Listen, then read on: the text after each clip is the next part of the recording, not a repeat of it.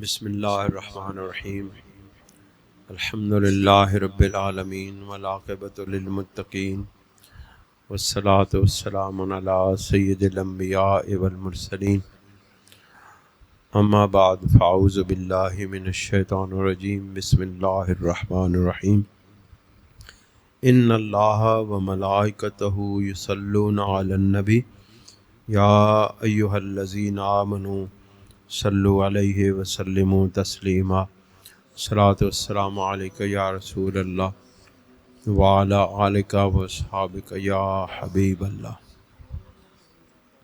حضرات گرامی، اللہ تعالیٰ کا یہ فضل و احسان ہے، سرکار دو عالم صلی اللہ علیہ وآلہ وسلم کی نظر عنایت ہے کہ ہم ایک بار پھر جمعۃ المبارک کے اس اجتماع میں حاضر ہیں، اور اس جمعۃ المبارک کو یہ خصوصیت حاصل ہے کہ یہ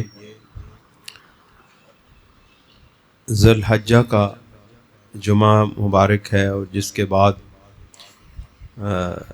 یوم نحر یعنی بڑی عید کا دن آنے والا ہے۔ یہ ماہ مبارک اپنی شان کے اعتبار سے، اپنی عظمت کے اعتبار سے بہت عالی شان ماہ مبارک ہے، کیونکہ اس ماہ مبارک کی نسبت جد الانبیاء حضرت سیدنا ابراہیم علیہ السلام کے ساتھ ہے، اور پھر ہمارے آقا و مولا حضور نبی کریم علیہ السلام کے جد اعلیٰ حضرت سیدنا اسماعیل علیہ السلام کے ساتھ ہے، اور پھر اس ماہ مبارک کی نسبت امام الانبیاء سید کونین صلی اللہ علیہ وآلہ وسلم کے ساتھ ہے، اور پھر اس کی نسبت ایک بہت بڑی ولیہ کاملہ کے ساتھ ہے۔ میری طبیعت کی خرابی کے باوجود میں پوری کوشش کروں گا کہ آپ کے سامنے چند اہم نکات اس ماہ مبارک کے حوالے سے، قربانی کے حوالے سے آپ کے سامنے رکھوں۔ آپ کو معلوم ہے کہ حضرت ابراہیم علیہ السلام کا جو وطن اصلی ہے وہ سرزمین عراق ہے۔ آپ عراق سے چل کے حضرت ہاجرہ سلام اللہ علیہ کو ساتھ لے کے، اور حضرت اسماعیل علیہ السلام کو ساتھ لے کر کے اس وادی غیر ذی زرع میں، یعنی ایسی سرزمین جس پر کسی فصل کا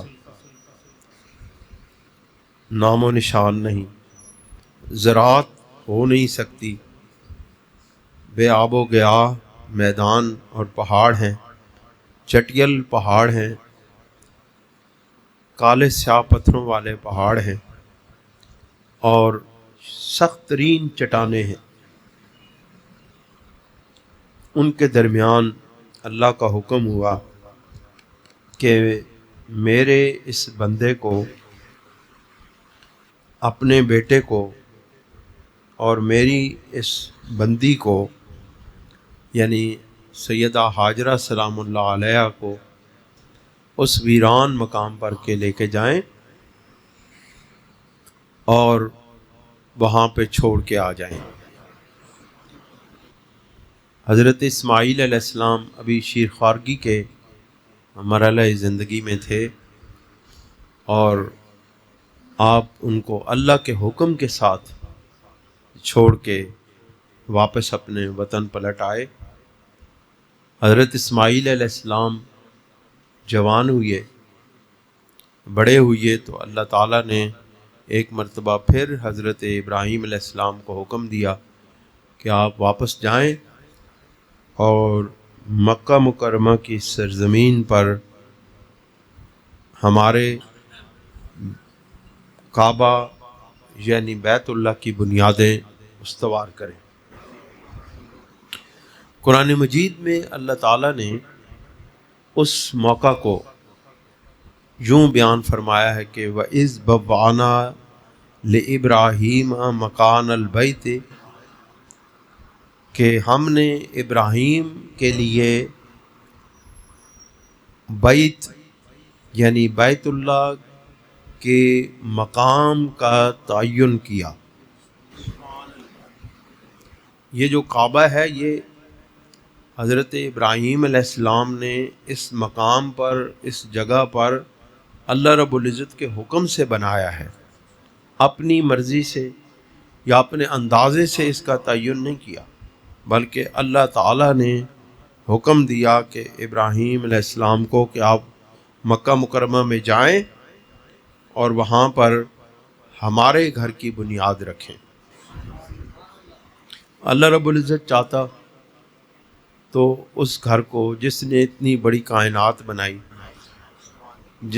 جس کی کائنات کی آخری حدیں ابھی تک دریافت نہیں ہو سکی، تمام تر جدید آلات کے باوجود ابھی بھی جب کوئی سائنسدان یا فلکیات کے ماہرین جب کائنات کی طرف نظر اٹھا کے دیکھتے ہیں تو ان کو معلوم ہوتا ہے کہ یہ کائنات ابھی پھیل رہی ہے، یہ کائنات ابھی وسیع ہو رہی ہے۔ اتنی وسعتوں والی کائنات کا مالک، اتنا خوبصورت رنگ و نور بنانے والا، خوبصورت پھول بنانے والا، خوبصورت درخت بنانے والا، خوبصورت لینڈسکیپ بنانے والا، اتنا عظیم الشان مالک کیا اپنا گھر نہیں بنا سکتا؟ چند پتھروں کو حکم دیتا، وہ جڑ جاتے، وہ اوپر نیچے لگ جاتے اور گھر بن جاتا۔ لیکن اللہ رب العزت انسانوں کو یہ بتا رہے ہیں کہ ہم اپنے نشانات اور اپنے مقامات اپنے نیک بندوں کے ہاتھوں سے بناتے ہیں، تاکہ دنیا ہمارے بندوں کے مقام اور عزت اور جو ہمارے ساتھ ان کا قرب ہے اس تعلق کو جان کے ان کی اطاعت اور فرما برداری کریں۔ اللہ تعالیٰ اپنے بندوں کی شان انسانیت کے سامنے رکھتا ہے کہ ہمارے بندے شان والے ہیں کہ وہ ہمارے حکم کے مطابق ہمارے گھر بناتے ہیں، اور ہمارے گھر بناتے ہیں تو پھر تم ان گھروں پر، ان مقامات پر اپنی عبادتیں قبول کروانے کے لیے جاتے ہو۔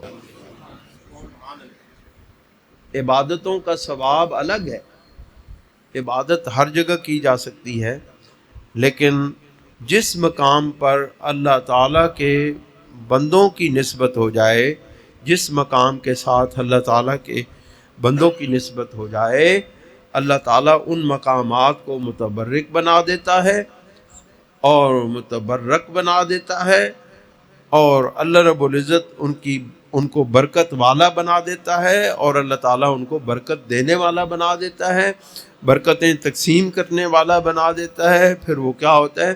پھر وہاں جا کے وہ عبادتیں اپنے معیار کے ساتھ، اپنی مقدار کے ساتھ کئی گنا، ہزاروں گنا زیادہ بڑھ جاتی ہیں، جو کسی بندے کی نسبت کے بغیر مقامات ہیں۔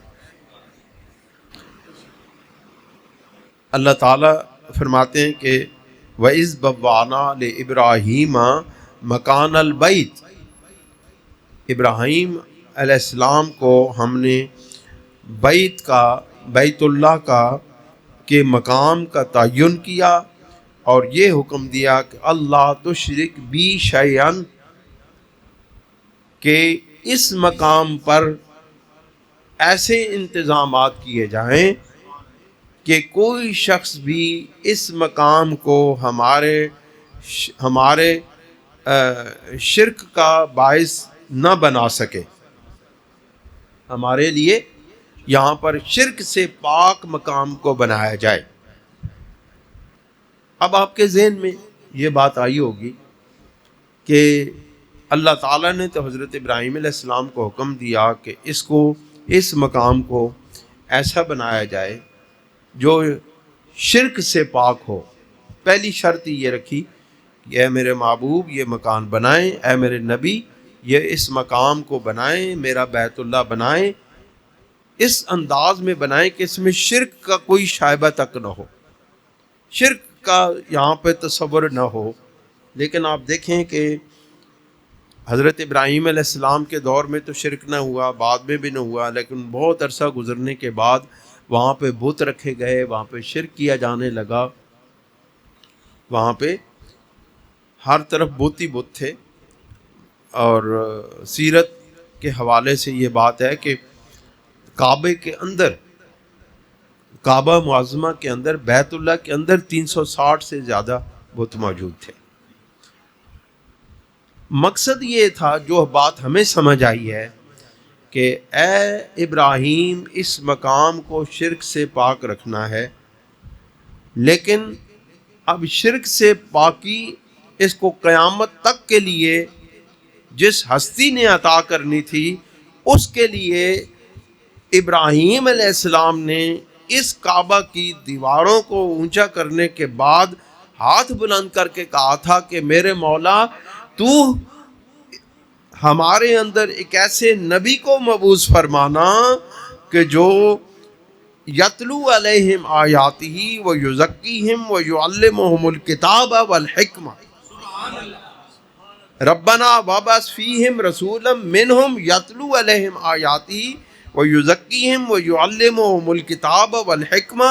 اے میرے رب، ہمیں تو نے شرک سے پاک کرنے کا حکم دیا ہے، لیکن تمہیں معلوم ہے، تو جاننے والا ہے، تو عالم الغیب ہے، تو اس بات کو جاننے والا ہے کہ یہاں شرک ہوگا، لیکن اے میرے رب ذوالجلال تو اس مقام پر ایک ایسے نبی کو، ہمارے ایسے پیارے محبوب کو اور اپنے محبوب کو مبعوث فرمانا جس کے بعد یہاں پر شرک ہمیشہ ہمیشہ کے لیے ختم ہو جائے گی۔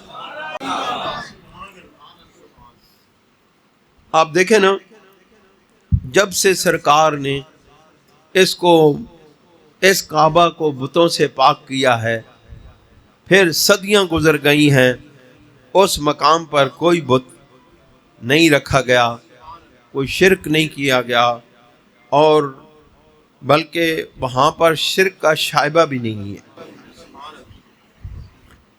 تو یہ دعا جو اللہ تعالیٰ نے جو حکم دیا تھا، اللہ تشرک بھی شیئا، کہ ہمارے لیے اس مقام پر شرک کی تمام رسومات سے اس مقام کو پاک کر دیا جائے، وہ بالآخر وہ جو رسم، وہ جو حکم ہے، اس کی حقیقی جو تعمیل ہوئی ہے، وہ ہمارے آقا و مولا حضور پر نور سید کونین صلی اللہ علیہ وسلم کے ہاتھوں سے ہوئی ہے۔ اس کا یہ مطلب ہے کہ دعائیں حکم کبھی دیا جاتا ہے اور اس پر تعمیل اس کے مخصوص لوگوں سے کروائی جاتی ہے۔ حکم تو دے دیا جاتا ہے، لیکن تعمیل کرنے والے ہمیشہ اپنے اپنے وقت پر پیدا ہوتے ہیں۔ پھر فرمایا وَطَاهِرْ بَيْتِيَ لِلطَّائِفِينَ، اور ہمارے اس گھر کو ہم طواف کرنے والوں کے لیے پاک رکھا جائے، ہمارے اس گھر کو پاک رکھا جائے۔ اور یہ انتظام بھی ہمارے آقا و مولا حضور نبی کریم علیہ الصلوۃ والسلام کی حیات پاک اور آپ کے کعبہ معظمہ پر، مکہ مکرمہ پر اپنا حکم قائم کرنے کے بعد ہوا۔ آج دیکھیں، آج کعبہ معظمہ میں جائیں آپ، کتنی صفائی اور پاکیزگی آپ کو نظر آتی ہے۔ والقائمین، اور اس گھر کے اندر قیام کرنے والوں کے لیے، کھڑے ہونے والوں کے لیے، عبادت گزاروں کے لیے اس کو پاک رکھا جائے۔ والرکع السجود، اور رکوع اور سجدہ کرنے والوں کے لیے بھی اس مقام کو پاک رکھا جائے۔ اب یہ تو گھر بن گیا، کعبہ بن گیا، احکامات جاری ہو گئے۔ اللہ رب العزت نے ارشاد فرمایا کہ اب جو ہے تو نے اس گھر کو آباد کرنا ہے۔ آبادی ہے نہیں، خشک پہاڑ ہیں، کھانے کی کوئی چیز نہیں، اور پانی بھی زمزم ہے، اس کے سوا اور کوئی چیز ہے نہیں۔ لیکن یہاں اب اللہ تعالیٰ نے یہ فرمایا کہ اب لوگوں کو اس کے لیے بلانا ہے کہ وہ یہاں آ کے رکوع بھی کریں، سجود بھی کریں، قیام بھی کریں، اور اس گھر کے اندر عبادتیں کریں، ہمیں راضی کریں۔ حضرت ابراہیم علیہ السلام نے ارشاد فرمایا، یا اللہ یہاں تو ارد گرد کی بھی آبادی نہیں ہے، میں کس طرح لوگوں کو بلاؤں، کس طرح کہوں؟ بنا تو دیا، تیرا حکم تو مان لیا، گھر تو بن گیا، پاک بھی کر دیا، صاف بھی کر دیا، لیکن اب لوگوں کو کیسے بلاؤں؟ اب دیکھیں اللہ تعالیٰ کے انتظامات، اللہ تعالیٰ کے انتظامات دیکھیں کہ جس مقام پر اپنے محبوب کی شان کو ایک وقت میں بنایا جانا تھا، دکھایا جانا تھا، اس کے انتظامات کیسے کیے جا رہے ہیں۔ شان تو مصطفیٰ کی دکھائی جانی ہے نا۔ مکہ معظمہ میں بالآخر آخری نشانی، آخری شان تو مصطفیٰ کی دکھائی جانی ہے، اب اس کے انتظامات کیسے کیے جا رہے ہیں یہ اندازہ لگائیں۔ میں تو حیران ہوتا ہوں، لوگ جب کہتے ہیں کہ میلاد شریف منانا ناجائز ہے اور انتظامات کرنا ناجائز ہے، کمکمیں لگانا ناجائز ہے، اس کی ضرورت نہیں ہے، یہ اسراف ہے، تو میں حیران ہوتا ہوں کہ یہ لوگ قرآن مجید کو گہرائی سے دیکھتے نہیں ہیں، پڑھتے نہیں ہیں، اس کے اندر غور و فکر نہیں کرتے ہیں کہ اللہ تعالیٰ اپنے محبوب کے پیدا ہونے کے ہزاروں سال پہلے اپنے محبوب کی شان دکھانے کے لیے کس طرح منصوبہ بندی کر رہا ہے، کس طرح انتظامات کر رہا ہے، کس طرح اپنے انبیاء سے تیاری کروا رہا ہے۔ یہ تیاری کس کے لیے تھی؟ عبادت کے لیے، ریاضت کے لیے، بالکل عبادت کے لیے بھی تھی، ریاضت کے لیے بھی تھی، قیام و سجود کے لیے بھی تھی، لیکن کس کے قیام و سجود کے لیے؟ کیونکہ اس مقام پر میرے محبوب نے قیام کرنا تھا، میرے محبوب نے رکوع اور سجود کرنے تھے، یہاں پر سرور دو عالم صلی اللہ علیہ وسلم فاتح بن کے آنا تھا۔ ایک دن ہمارے سرکار نے فتح مکہ کے دن فاتح بن کے اس کعبے کے اندر آنا تھا، اس کے لیے یہ سارے انتظامات کرائے جا رہے تھے۔ بات سمجھ آئی؟ اللہ تعالیٰ نے فرمایا، اے ابراہیم وَأَذِّن فِي النَّاسِ بِالْحَجِّ، اے ابراہیم حج کے لیے لوگوں کو آواز دو، بلاؤ۔ وَأَذِّن فِي النَّاسِ بِالْحَجِّ، اب لوگ وہاں پہ ہیں نہیں، حضرت اسماعیل علیہ السلام اور حضرت ہاجرہ کے سوا وہاں پہ بندہ ہے کوئی نہیں، آواز کس کو دیں، کس کو آواز دی جائے؟ اللہ رب العزت نے حضرت ابراہیم علیہ السلام نے فرمایا وَأَذِّن فِي النَّاسِ بِالْحَجِّ۔ حضرت امام فخر الدین رازی رحمۃ اللہ علیہ لکھتے ہیں، ارشاد فرماتے ہیں اس کے اوپر وَأَذِّن فِي النَّاسِ بِالْحَجِّ کے اے نادِ فِي النَّاسِ دَاعِيًا لَهُمْ إِلَى الْحَجِّ، اے یعنی کہ لوگوں کے اندر حج کی دعوت دیتے ہوئے ان کو آواز دو، نہ دے، ان کو بلاؤ، آواز دو، اِلَى هَذَا الْبَيْتِ، اس گھر کی طرف ان کو آواز دو، الَّذِي أَمَرْنَاكَ بِبَنَائِهِ، جس گھر کی بنیادیں رکھنے کے لیے، جس کو بنانے کے لیے ہم نے آپ کو حکم دیا ہے، اس گھر کی طرف لوگوں کو بلانے، لوگوں کو آواز دیں اور ان کو بلائیں۔ فذکر انہ قال، کہا گیا کہ یا اللہ یہ کیسے ہوگا، یعنی کہ یہ اس بات کا ذکر کیا گیا کہ یہ کیسے ہوگا، یا رب، اے رب یہ کیسے ہوگا. یعنی حضرت ابراہیم علیہ السلام نے کہا کہ یا اللہ یہ میں کیسے کروں، بندہ ہے کوئی نہیں، دور دور تک نام و نشان نہیں ہے انسانوں کا، میں بلاؤں کیسے، آواز میری کیسے جائے گی. اللہ رب العزت نے فرمایا وَكَيْفَ، حضرت امام فخر الدین رازی فرماتے ہیں کہ حضرت ابراہیم نے فرمایا قال یا ربی، اے میرے رب، وَكَيْفَ أُبَلِّغُ النَّاسَ وَصَوْتِي لَا يَنْفُذُهُمْ، یا اللہ میں لوگوں کو کیسے بلاؤں گا، کیسے آواز پہنچاؤں گا، وَصَوْتِي لَا يَنْفُذُهُمْ، میری آواز تو ان تک پہنچتی نہیں ہے.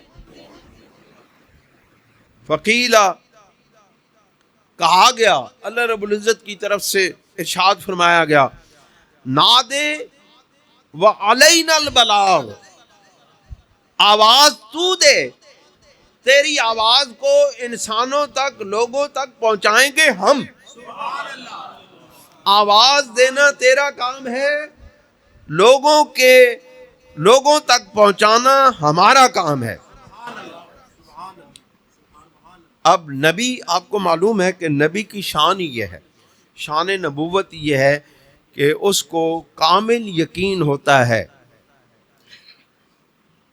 باقی انسانوں کو شکوک و شبہات ہوتے ہیں، پتہ نہیں یہ معاملہ ہوگا کہ نہیں ہوگا، پتہ نہیں یہ سر انجام ہوگا اس معاملہ کا کہ نہیں ہوگا، لیکن نبی کی شان ہی بڑی الگ ہے.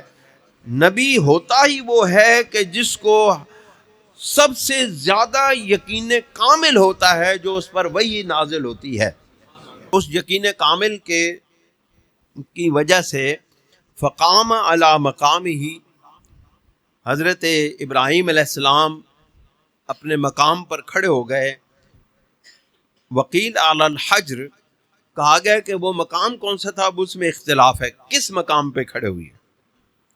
وقیل علی الحجر، کہا جاتا ہے کہ وہ مقام جو تھا وہ حجر اسود تھا، اس پہ کھڑے ہوئے. وقیل علی الصفا، بعض حضرات کا یہ کہنا ہے کہ آپ صفا کی پہاڑی پر کھڑے ہو گئے. وقیل علی ابی قبیس، بعض حضرات کا یہ کہنا ہے کہ صفا کے ساتھ جو ادھر پہاڑی ہے جس پہ مال بنا ہوا ہے، جو جبل ابی قبیس کہتے ہیں، تو وہاں پہ کھڑے ہوئے.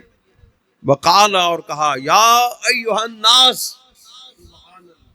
آپ دیکھیں جب اللہ کی طرف سے کہا گیا کہ نادے وعلینا البلاغ، اے میرے محبوب، اے میرے نبی، پکار تو، تیری آواز کو ہم پہنچائیں گے. اس یقین کی بنیاد پر آپ یا تو صفا پہ کھڑے ہوئے، یا حجر پہ کھڑے ہوئے، یا آپ جو ہے نا وہ جبل ابی قبیس پہ کھڑے ہوئے، کسی بھی مقام پر کھڑے ہو کے آپ نے کہا یا ایھا الناس. کتنے یقین کے ساتھ کہا، نبی کے یقین کا اندازہ لگائیں. آپ نے کہا یا ایھا الناس، ہے لوگو، ان ربکم قد اتخذ بیتا فحجوہ، کہ بے شک تمہارے رب نے اس گھر کو اپنا، اس مقام کو اپنا گھر بنایا ہے. فحجوہ، اس کی طرف آ کے اس کا حج کرو. فیقالو، اور کہا گیا ان الجبال توادعت، آواز نبی نے دی، نبی کی آواز. کہا گیا کہ نبی نے، حضرت ابراہیم علیہ السلام نے جب جبل ابی قبیس پہ یا کوہ صفا پہ کھڑے ہو کے آواز دی تو کیا ہوا، ان الجبال توادعت، حضرت ابراہیم علیہ السلام کی آواز پر پہاڑ جھک گئے. حتی بلغ الصوت ارجاء الارض، یہاں تک کہ حضرت ابراہیم علیہ السلام کی آواز زمین کے تمام کونوں تک پہنچ گئی. اس کا یہ مطلب ہے کہ نبی جب آواز دیتا ہے حجابات اٹھا دیے جاتے ہیں. ابراہیم کی آواز اگر زمین کے اندر بسنے والے کونوں کونوں پر اگر انسانوں تک پہنچ گئی تو سرکار دو عالم صلی اللہ علیہ وسلم کی نگاہ کرم ہم جیسے غریبوں پر پہنچنے میں کون سی چیز حائل ہے؟ وہ نبی، وہ ابراہیم علیہ السلام جس نے آواز دی، جنہوں نے آواز دی، پہاڑ زمین بوس ہو گئے، زمین کے ساتھ لگ گئے، درمیان میں حجابات، درمیان میں ساری رکاوٹیں دور ہو گئیں اور ابراہیم علیہ السلام کی آواز زمین کے کونوں کونوں تک پہنچ گئی. تو یہ بات لامحالہ مانے جانے کے قابل ہے کہ ہمارے آقا و مولا سرور دو عالم صلی اللہ علیہ وآلہ وسلم جس وقت نگاہ کرم کرتے ہیں، درمیان سے تمام حجابات اٹھا دیے جاتے ہیں، درمیان سے تمام رکاوٹیں ختم کر دی جاتی ہیں، اور میرے مصطفیٰ کی نگاہ کرم ہمارے دلوں کو روشن اور منور کر دیتی ہے.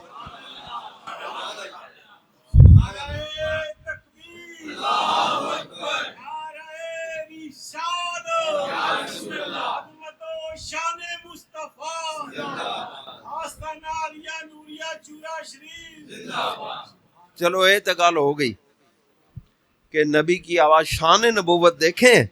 لوگ کہنے او ساڑھے جن، وہ ہم جیسے، وہ ہم جیسے، ہماری طرح کھاتے ہیں، ہماری طرح پیتے ہیں، ہماری طرح سوتے ہیں، ہماری طرح جاگتے ہیں، ہماری طرح شادی کرتے ہیں. پتہ نہیں کتنی لمبی گردان کر دیتے ہیں. ذرا ادھر کھڑے ہو کے آواز دو نا، تمہاری آواز ادھر پل تک پہنچ جائے تو بات کرنا. ایتھے کھڑے ہو کے، ایتھے کھلو کے آواز دو نا، اے پرے پیٹرول پمپ تے پہنچ گئی تھی گل کریں. وہ نبی آواز دے رہے ہیں، تیرے جیسے کیسے ہو سکتے ہیں؟ ذرا شان تو دیکھو نبی کی. نبی آواز دے رہے ہیں صفا پہ کھڑے ہو کے، زمین کے کونے کونے میں بسنے والے انسانوں تک وہ آواز پہنچ رہی ہے. چلو یہ تو ہو گیا، مان لی. پھر فرمایا واسما من فی الارحام والاسلاب، او جڑے لوگ جڑے ماں دے رحمت سی، جڑیاں روحاں ماں دے رحمت سی، اور او لوگ جڑے باپاں دے اسلاب پشتاں وچ سی، میرے نبی دی آواز انہاں تک بھی پہنچ گئی. شان نبوت دیکھنا چاہتے ہیں؟ یہ شان نبوت ہے جس کی آواز ماں کے رحموں میں جنین تک پہنچ جائے، جس کی آواز باپ کے پشتوں میں نطفوں تک پہنچ جائے. اس نبی کی شان کو کیا کہیں گے؟ اور بس صرف یہ نہیں ہوا کہ آواز پہنچی، آواز پہنچی، یہ تو کہا جائے آواز پہنچ گئی جی، پتہ نہیں وہ پہنچی بھی کہ نہیں.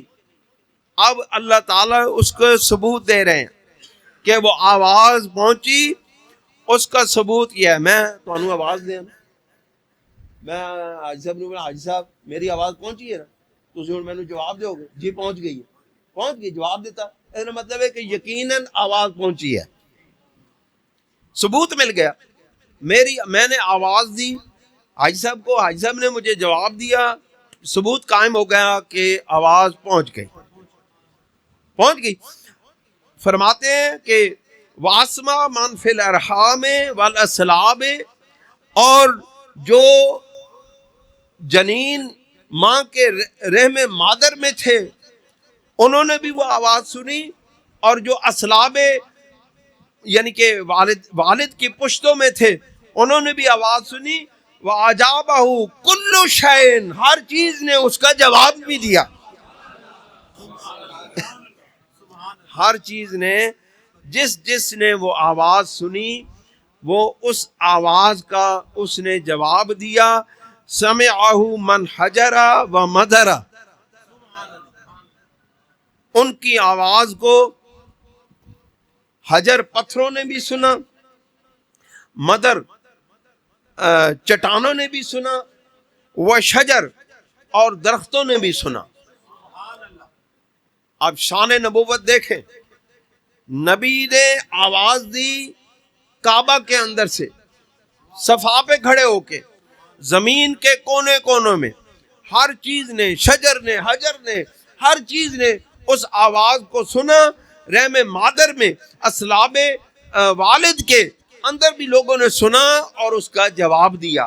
وَمَنْ كَتَبَ اللَّهُ أَنَّهُ يَحُجُّ إِلَى يَوْمِ الْقِيَامَةِ، اور قیامت تک کے لوگوں کے نصیب میں جس جس کے نصیب میں حج کرنا لکھا ہوا تھا اس نے کہا لبیک اللہم لبیک، اس نے کہا لبیک اللہم لبیک۔ جس جس نے بھی نبی کی آواز کا جواب دیا اس کے لیے حج، اس کے نصیب میں حج لکھا گیا۔ اس کا یہ مطلب ہے کہ نبی کی بات کا مان لینا، نبی کے آگے سر تسلیم خم کر دینا، نبی کی بات کو تسلیم کر لینا کا یہ مطلب ہے کہ اللہ رب العزت اس کو اپنا محبوب بندہ بنا کے اب کیا ہوتا ہے، حج کا کیا مقصد ہے؟ حج کا یہ سرکار دو عالم صلی اللہ علیہ وسلم نے ارشاد فرمایا جس نے حج کیا اور حج کرنے کے بعد وہ ایسا ہو گیا جیسے وہ گناہوں سے اس طرح پاک ہو گیا جس طرح وہ آج ہی پیدا ہوا ہے۔ اس کا مطلب ہے کہ نبی کی آواز پر آواز کا جواب دینے والوں کو اللہ رب العزت اپنی بخششیں عطا کے ان کو مغفرت کر کے ان کی تمام گناہوں سے ان کو پاک کر دیتا ہے۔ اور روایت میں ہے کہ ان اللہ یدعوکم الی حج البیت الحرام لیصیبکم بہ الجنہ، کہ اللہ رب العزت تمہیں حج کا حکم اس لیے دیتے ہیں کہ تاکہ تمہیں جنت عطا کی جائے، وَيُخْرِجَكُم مِّنَ النَّارِ، اور دوزخ سے تمہیں نجات دی جائے۔ فَأَجَابَهُ يَوْمَئِذٍ مَنْ كَانَ فِي أَصْلَابِ الرِّجَالِ وَأَرْحَامِ النِّسَاءِ، تو اس دن حضرت ابراہیم علیہ السلام کی بات کا جواب جس طرح میں نے پہلے عرض کیا سب لوگوں نے دیا۔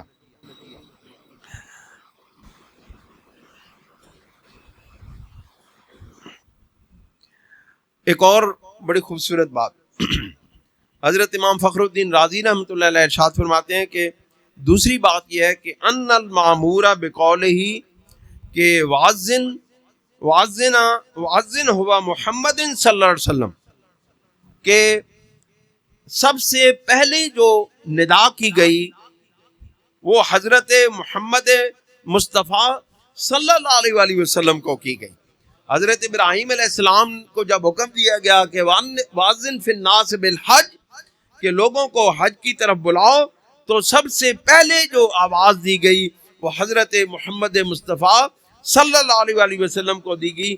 وَهُوَ قَوْلُ الْحَسَنِ وَاخْتِيَارُ أَكْثَرِ الْمُعْتَزِلَةِ وَاحْتَجُّوا عَلَيْهِ بِأَنَّ مَا جَاءَ فِي الْقُرْآنِ وَأَمْكَنَ حَمْلُهُ عَلَىٰ أَنَّ مُحَمَّدٍ صلی اللہ علیہ وسلم هُوَ الْمُخَاطَبُ بِهِ وَهُوَ أَوْلَىٰ وَتَقَدَّمَ، کہ سب سے پہلا جو مخاطب، سب سے پہلا جو خطاب کیا گیا، سب سے پہلی جو آواز دی گئی وہ حضرت محمد مصطفیٰ صلی اللہ علیہ وسلم کو دی گئی۔ دوستو اور بزرگوں، اللہ کریم پھر ارشاد فرماتے ہیں کہ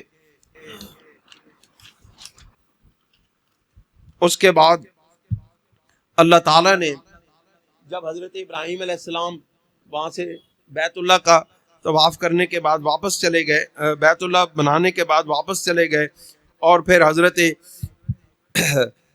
اسماعیل علیہ السلام پھر بڑے ہو گئے، تھوڑے سے اتنے سے ہو گئے، تو حضرت ابراہیم علیہ السلام کو حکم دیا گیا کہ اب تمہارے لیے ایک امتحان ہے، اتنی بڑی شان ہے، اتنی شانیں جو عطا کی گئی ہیں، اب اس امتحان سے بھی گزریں۔ تو اللہ تعالیٰ نے فرمایا فلما بلغ معه السعی، پھر وہ بچہ جب اتنی عمر کو پہنچا کہ اس کے ساتھ چلے پھرے، قال یا بنی انی اری فی المنام، کہا اے میرے بیٹے، جب بچہ چلنے پھرنے کے قابل ہو گیا ذہنی حضرت اسماعیل علیہ السلام، تو کہا اے میرے بیٹے، میں نے خواب میں دیکھا ہے کہ انی اذبحک، میں تمہیں ذبح کر رہا ہوں، تمہاری قربانی دے رہا ہوں، فانظر ماذا تری، اب تو اس پہ غور کر کہ تو کیا اس معاملے میں دیکھتا ہے، تیرا کیا خیال ہے؟ قال یا ابت افعل ما تؤمر، کہا اے والد گرامی، آپ کو جو اللہ کی طرف سے حکم دیا گیا ہے اس پر عمل کریں۔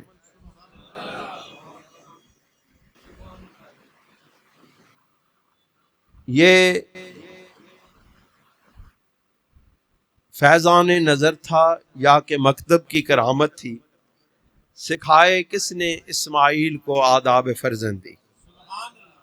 قربان جائیں اس ماں پر جس نے اپنے بیٹے کو پالا بڑا کیا اور آداب فرزندی سکھائے۔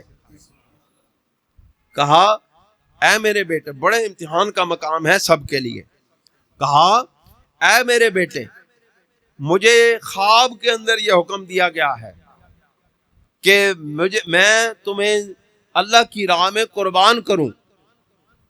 اب کوئی سوال کر سکتا تھا کہ یہ جی خواب کی بات ہے، خواب جو ہے وہ کبھی سچا ہوتا ہے، کبھی جھوٹا ہوتا ہے، کبھی ایسے دل کی بات ہوتی ہے، لیکن جو بیان کر رہا تھا وہ بھی نبی تھا، وہ بھی نبی تھے، جس کو بیان کیا جا رہا تھا وہ بھی نبی تھے۔ اب نبی کو معلوم ہے کہ نبی کا خواب جھوٹا نہیں ہوتا، وہ وحی الہی ہوتی ہے۔ حضرت اسماعیل علیہ السلام نے کہا اے والد گرامی، آپ کو جو خواب دکھایا گیا ہے وہ وحی الہی ہے، آپ اس پر عمل کریں۔ اب مفسرین کرام لکھتے ہیں کہ یہ جو کہا گیا ہے نا کہ افعل ما تؤمر، کہ اے یابت افعل ما تؤمر، اے والد گرامی جو آپ کو حکم دیا گیا ہے اس پر عمل کر۔ حضرت ہاجرہ ساتھ تھیں۔ حضرت مفسرین کرام لکھتے ہیں حضرت ہاجرہ نے حضرت اسماعیل کو اشارہ کیا، اے بیٹے جو باپ کہتا ہے اس کو سر تسلیم ہم کر دے۔ قربان جائیں اس ماں پر، قربان جائیں اس ماں پر جس نے اپنے بچے کی اتنی اعلیٰ تربیت کی۔ ہماری مائیں ہمیں کیا اس طرح کی تربیت دے رہی ہیں؟ کیوں؟ اس وجہ سے نہیں کہ ان کے سامنے ہم نے کبھی حضرت ہاجرہ کو اسوہ نہیں رکھا، کبھی حضرت عائشہ صدیقہ کو اسوہ پاک نہیں رکھا، کبھی امہات المومنین کی طرز زندگی ان کے سامنے نہیں رکھا، کبھی سیدہ فاطمہ الزہرا سلام اللہ علیہا، سیدہ زینب، سیدہ ام کلثوم، سیدہ رقیہ کی حالات زندگی ان کے سامنے نہیں رکھے تو ان بچوں کی تربیت کیا ہوگی؟ فرمایا، یہ مفسرین کرام فرماتے ہیں کہ حضرت سیدہ ہاجرہ نے یہ کہا کہ اے بچے تو اپنے باپ کے حکم کے آگے سلے تسلیم ہم کر دے۔ تو پھر کیا ہوا؟ ستجدنی انشاءاللہ، اے میرے باپ مجھے آپ مجھے پائیں گے اللہ رب العزت کی حکم کے ساتھ، اللہ کی چاہت کے ساتھ، من الصابرین، صبر کرنے والوں میں سے۔ فلما اسلم وتلہ للجبین، اور جب وہ دونوں مطیع ہو گئے، دونوں نے حکم مان لیا اور باپ نے اپنے بیٹے کو پیشانی کے بل گرا دیا، تو کیا ہوا؟ وَنَادَيْنَاهُ أَن يَا ابراہیم، تو اس وقت حضرت رب ذوالجلال نے اعلان کیا کہ اے ابراہیم، آواز دیا اے ابراہیم، قد صدقت الرؤیا، اے ابراہیم آپ نے اپنے خواب کو سچا کر دکھایا، انا کذالک نجزی المحسنین، بے شک ہم اسی طرح احسان کرنے والوں کو دیتے ہیں کا صلہ دیتے ہیں۔ اور یہ کیا ہوا؟ ان ھذا لہو البلاغ المبین، اور یہ کھلا امتحان تھا۔ وفدیناہ بذبح عظیم، اور ہم نے بہت بڑی قربانی سے اس کا عوض عطا فرما دیا، اس کا فدیہ دے دیا۔ بدنا جعلناہ لکم من شعائر اللہ، اور ہم نے قربانی کو کہ جانوروں کو اللہ رب العزت کے لیے ایک نشانی بنایا ہے، اور تمہارے لیے بھی، فیہا خیر، اس کے اندر بہت بڑی بھلائی ہے، فاذکر اسم اللہ علیہا، ان پر اللہ رب العزت کا ذبح کرتے وقت نام لیں۔ اور یہاں پر یہ کہا گیا کہ اب یہ قربانی ہو گئی، اس کو دینا کس کو ہے؟ فَقُلُوا مِنْهَا وَأَطْعِمُوا الْقَانِعَ وَالْمُعْتَرَ، اور پھر پس اس میں سے کھاؤ، اور جو اس میں سے جو لوگ جو ہیں آپ کے اڑوس پڑوس کے رشتہ دار ہیں ان کو بھی دیں، والمعتر، اور جو مانگنے کے لیے سائل آپ کے پاس آئے اس کو بھی دیں۔ اب یہاں پر یہ ایک سوال پیدا ہوتا ہے کہ کیا قربانی کا گوشت جو ہے وہ غیر مسلم کو دیا جا سکتا ہے کہ نہیں؟ یہ عام طور پہ یہ سوال پیدا ہوتا ہے۔ حاجی کمال صاحب نے مجھ سے پوچھا تھا یہ سوال کہ یہ قربانی کا گوشت کیا غیر مسلم کو دے سکتے ہیں کہ نہیں. اس کے اندر چونکہ یہاں پر مفسرین کرام لکھتے ہیں کہ یہاں پر چونکہ حکم کھلا ہے کہ واطم القانع والمعتر، یعنی کہ جو غریب مسکین ہوں ان کو بھی دیں اور جو سائل مانگنے کے لیے آئیں ان کو بھی دیں. تو اور پھر اس کا یہ ہے کہ وذهب من العلماء الى ان الاضحیۃ تجزى ثلاثه اجزاء، یہ آپ کو معلوم ہے کہ اس کے 3 حصے کیے جائیں. ایک حصہ اپنے گھر والوں کو دیں، ایک حصہ اپنے دوستوں کو دیں، اور ایک حصہ جو ہے وہ فقراء میں صدقہ کریں. یہاں پر جو بات ہے کہ کیا غیر مسلم عیسائیوں کو دیا جا سکتا ہے کہ نہیں، اس میں علماء کا اختلاف ہے. اور جس میں علماء کا اختلاف ہو اور شریعت کا کوئی واضح حکم موجود نہ ہو، اس پر جو پھر آپ کا اس تفت قلب سرکار نے فرمایا اپنے دل کو لو پوچھ کے فتویٰ اس سے عمل درآمد کرو.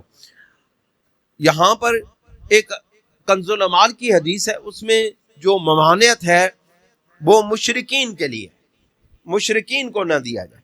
لیکن فتاوی ہندیہ جس کو فتاوی عالمگیری بھی کہتے ہیں، اور وہ 500 علماء نے اس کو تحریر کیا تھا اس فتاوی کو، فتاوی عالمگیری، اس میں یہ عبارت لکھی ہوئی ہے وَيَهَبُ مِنْهَا مَا شَاءَ لِلْغَنِي وَالْفَقِيرِ وَالْمُسْلِمِ وَالذَّمِي، کہ اور اس میں سے جو آپ کی جو ہے قربانی ہے اس میں سے آپ غنی کو بھی دیں، یعنی جو مالدار ہیں ان کو بھی دیں، فقیر کو بھی دیں، مسلمانوں کو بھی دیں، والذمی، اور ذمی جو ہیں جو غیر مسلم ہیں ان کو بھی آپ دے سکتے ہیں.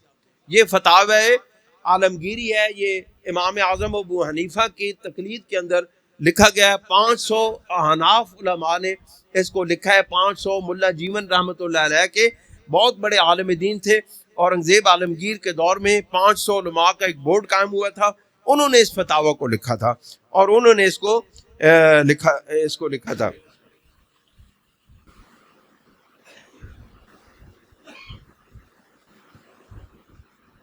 مصنف ابن شیبہ، یہ حدیث پاک کی کتاب ہے، اس میں یہ روایت عن ابراہیم بن مہاجر سے قال سالت ابراہیم عن صدقہ تھا علی غیر اہل اسلام. یہ زکوٰۃ کے بارے میں ہے کہ زکوٰۃ کو دیں کہ نہیں، زکوٰۃ کسی کو دیں کہ نہ دیں، غیر مسلم کو دی جائے کہ نہ دی جائے. فقال اما الزکوٰۃ فلا، آپ نے فرمایا زکوٰۃ جو ہے وہ کسی غیر مسلم کو نہ دی جائے. حالانکہ قرآن مجید میں نے پچھلے جمعے پہ عرض کیا تھا کہ مؤلفۃ القلوب کے اندر اگر وہ اس مد کے اندر دی جائے، لیکن عام طور پہ غیر مسلموں کو زکوٰۃ دینا منع ہے. وَإِمَّا إِنْ شَاءَ رَجُلٌ أَن يَتَصَدَّقَ فَلَا بَأْسَ، اور اگر کوئی شخص صدقہ دینا چاہے، یعنی کوئی اس کے علاوہ کوئی اور کوئی صدقہ دینا چاہے تو وہ دے سکتا ہے. اور قربانی بھی چونکہ صدقہ ہے اس لیے بعض علماء کے نزدیک اس کو دیا جا سکتا ہے، بعض کے نزدیک نہیں دیا جا سکتا. علماء کا اس کے اندر اختلاف ہے. آپ کو آزادی ہے، جس پہ دل کرتا ہے عمل کریں. اللہ تعالی ہمیں عمل کی توفیق عطا فرمائے. وآخر دعوانا